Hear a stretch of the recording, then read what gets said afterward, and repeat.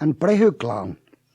Bhí clúar an Breitheamh ó Thuascain geallar a ghlainne a bhíad sé.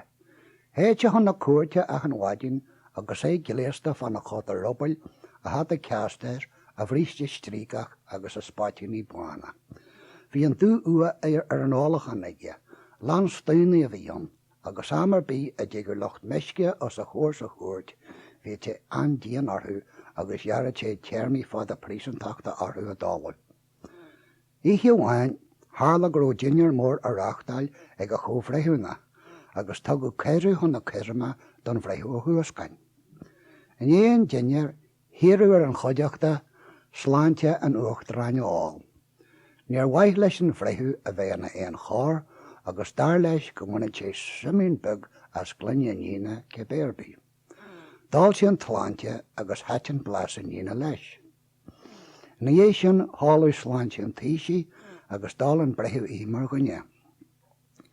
Dáil sé an tríú sláinte agus lean sé leis a gáil sláintí go dtí go raibh sé meisce geart.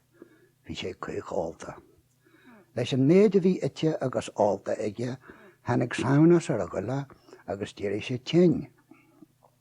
Chuir sé amach ar bhfuilcha léine agus ar bhuiile cháta, agus níor na híche níor ó cosalaach déir gur Breitheamh é a bhí ó díon ar bheisceoirí. Bhí an Breitheamh bocht a sain, go dé dhéanfaid sé a chorabí. Ní thug leis a gáil na bhile agus é mar seo, ar meisce agus cúdaithe le hárlachan agus aiseach. Rinn sé suas a intin go bhainfaid sé muí go dtí go déobh bhean laí. Bhain sin bhil amach a dtrathe tríochla gur maidin. Bhí trobla déige pol na hochrach amsú, ach sa déirú damsí sé. Chuir sé neochair isteach go ciúin agus thonta sé. Doscail sé an doras go cuair amach, bhain sé bhrá agus a hala agus thuaidh suas an stéire go fáilí. Bhain sé dá na héadaí salacha agus chaicheteach sa teomar na folca iad. Darg sé isteach sa teomar leapa, bhí sé ceart go leor, bhí a bheanna na cáil go sao.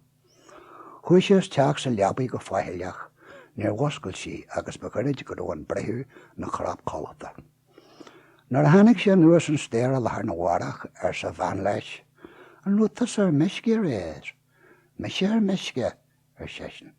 Tá sagad go maith nach nálam agus gur fualam an tálachan. Muise ar siise le hairgur na héadaí a bhí ar de réir, hiilthú daine ar bí gur álta a bhí tú. Ó ar san Breitheamh tá míniú aga mar sin. Nuair a bhí mé teacht na bhile sa taxi, hanig fear meisce isteach agus hí sé os mo chonne. Dír sé tein agus darlaigh sé ar mo chodéadaí, ach tá sé le bheith os mo chonne sa chuairt inniu agus ní bheith me sé bog leis. Jimmy an Breitheamh chun na cuairte agus nar tháinig sin na bhile dífré a bhain de go dé mar déirí le casan ar bheisce.